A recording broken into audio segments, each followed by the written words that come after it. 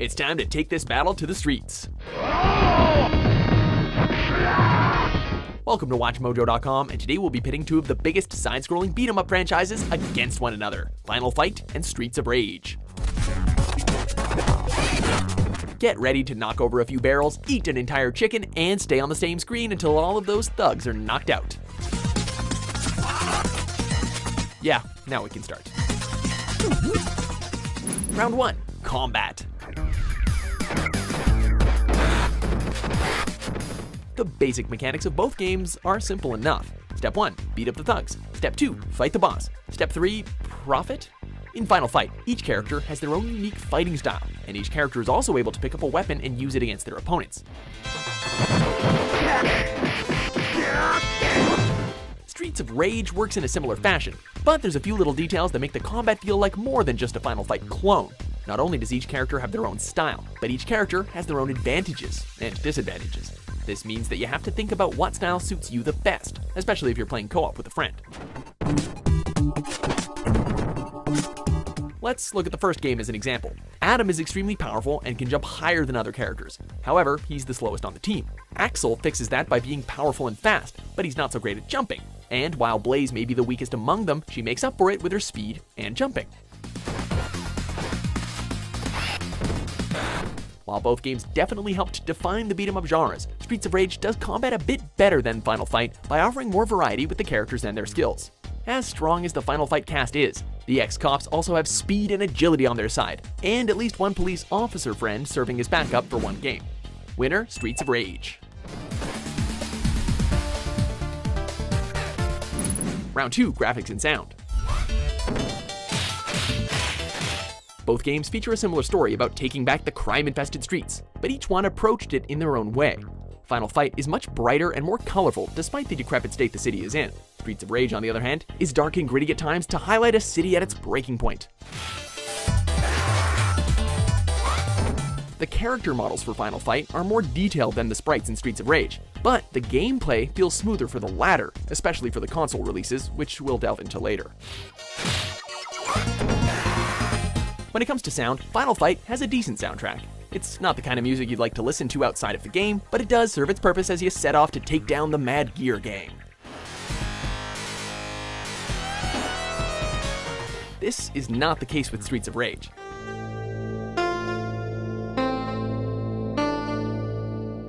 To say that the soundtrack is amazing is kind of an understatement.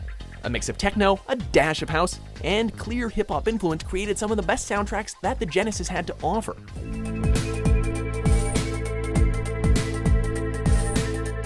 The music of the game sets the tone, and frankly, it gets you in the mood to punch as many thugs as you can. It feels like the developers invested just as much time with the soundtrack as they did with the overall game. With that in mind, we have to give this round to Streets of Rage. Not only is it great to look at, it's great to listen to, and you have to respect a game that treats its music like a core part of the gaming experience. Round 3, characters. Hi! Having fun? So just who are these people that eat meat out of barrels? After the Mad Gear Gang kidnaps the beautiful Jessica, we meet the core cast of Final Fight. Jessica's boyfriend, Cody, Cody's friend, Guy, and one of the coolest mayors in video game history, Mike Hagar, who just so happens to be Jessica's father. Yep, before Liam Neeson, there was Mike Hagar, who body slammed his way through the streets to save his daughter. While the character roster does change throughout the series, you can bet that one of these guys are involved in the story somehow. Meanwhile, over at the rageful streets, we have 3 ex-cops who are trying to make the city a safe place to live. Adam, Axel, and Blaze have to face off against the mysterious Mr. X, which is a daunting task, since he's even got the police force on his side. Much like Final Fight, the character roster does change throughout the series, but again, these 3 are always involved in the plot somehow. That being said, we feel that Final Fight wins this round hands down. The characters of the series are just so damn memorable. In fact, Mike Hagar alone is enough to win this round, but he's a generous man who leaves room in the spotlight for Cody, Guy, and let's be honest, Poison, Hugo, Relento, and Sodom, because even Final Fight's random thugs and bosses stand out. We'll see you all in Street Fighter. Let's have some fun. Round 4, home console version. You son of a... What have you done to her? When you run out of quarters, and trust us we did, then it's time to take the fight to your living room. If you had a Super Nintendo, then Final Fight was the beat-em-up game of choice. Meanwhile, the Sega Genesis opened its arms to Streets of Rage. It's as if they knew that there was a console war going on. I've been promoting you two, so don't embarrass me. Anyway, while it's great to be able to play an amazing game in the comfort of your own home, the SNES port of Final Fight paled in comparison to its arcade counterpart. And no, it's not because of the censored content, it's because of the gameplay.